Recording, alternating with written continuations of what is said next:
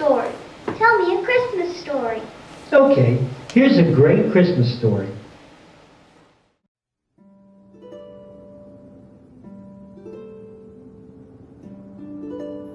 Once there were 3 young trees that stood high, high up on a mountaintop. One day they dreamed of what they wanted to become when they grew up. The first little tree looked up at the stars and said, "Oh, I want to hold treasure. I want to be covered with gold and filled with precious stones. I will be the most beautiful treasure in all the world." The second little tree looked out at the small stream trickling by on its way to the ocean. "I want to be a mighty sailing ship, traveling the high seas and carrying powerful kings. I will be the most important ship in the world." The third little tree looked down into the valley below, where busy men and women worked in a bustling town. "Not me. I don't want to leave the mountain top at all. What I want to do is grow taller and taller. I want to be known as the tallest tree in the world. And when people stop to look at me, I want them to raise their eyes to heaven and think of God."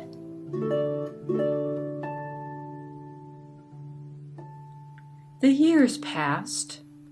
The gentle rains came and the sun shone brightly, and the little trees grew taller and taller and taller. One day, 3 woodcutters climbed the mountain and stopped at the 3 trees. The first woodcutter looked at the first tree and said, "This tree is beautiful. It is perfect for me." So with a swoop of his shining axe, the first tree fell. The first tree squealed with delight, "Now I shall be made into a beautiful chest, and I shall hold wonderful treasure." The second woodcutter looked at the second tree and said, "This tree is strong. It's perfect for me." With a swoop of his shining axe, the second tree fell. "Now I shall sail mighty waters," thought the second tree. "I shall be a strong ship for all the mighty kings." But the third tree felt her heart sink when the last woodcutter looked her way. She stood straight and tall and pointed bravely to heaven. But the woodcutter never even looked up. "Any kind of tree will do for me," he muttered. And with a swoop of his shining axe, the third tree fell.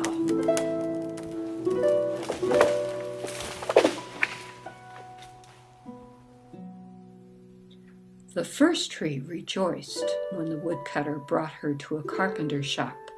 She could just imagine how beautiful she would be as a jewel-covered chest. But what's this? The carpenter used the tree to make what? A humble feeding trough for his animals? The once beautiful tree was not covered with any gold at all, nor beautiful stones. Instead, she was coated with sawdust and filled with scratchy hay for hungry farm animals. The second tree smiled when the woodcutter took him to a shipyard, but no mighty sailing ship was made that day. No.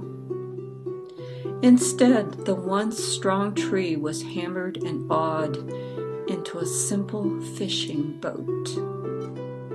He was much too small and weak to sail on any mighty ocean or even a river. So instead, he was taken to a little lake. There he sat on the water's edge, lonely and defeated. The third tree was confused, for the woodcutter cut her into strong beams, and left her in a lumber yard among other piles of wood. What is this? The once magnificent tree wondered.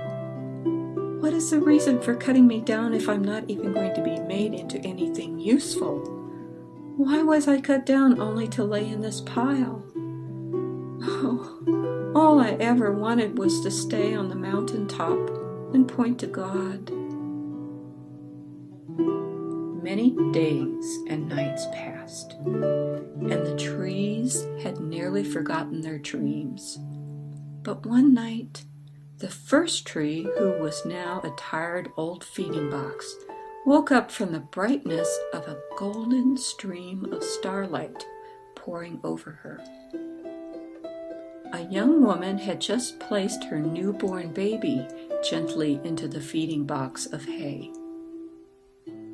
Her husband looked tired and whispered to his wife, "I wish I could make a cradle for him." But the mother squeezed his hand and smiled as the starlight shone on the beautiful wood. "Dear husband, this manger is beautiful."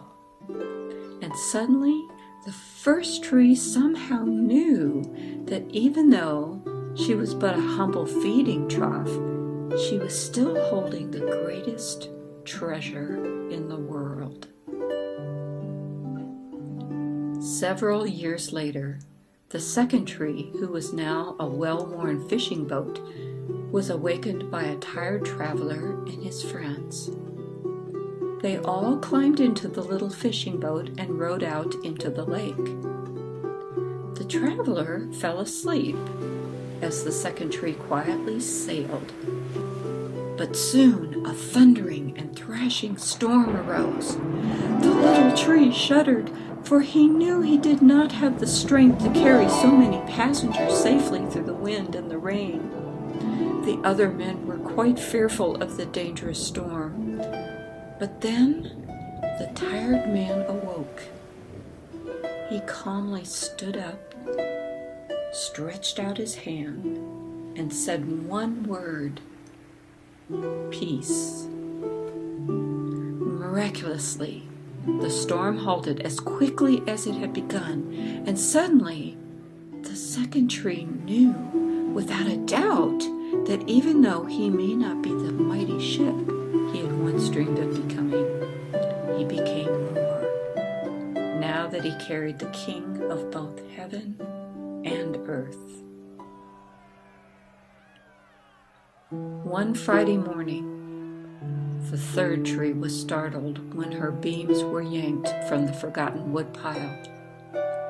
She flinched as she was carried through an angry, jeering crowd.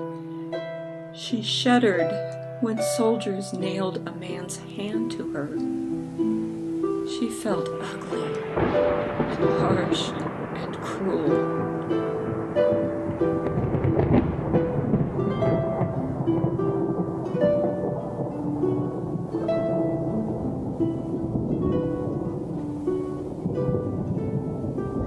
But on Sunday morning, when the sun rose and the earth trembled with joy beneath her, the third tree knew that God's love had changed everything.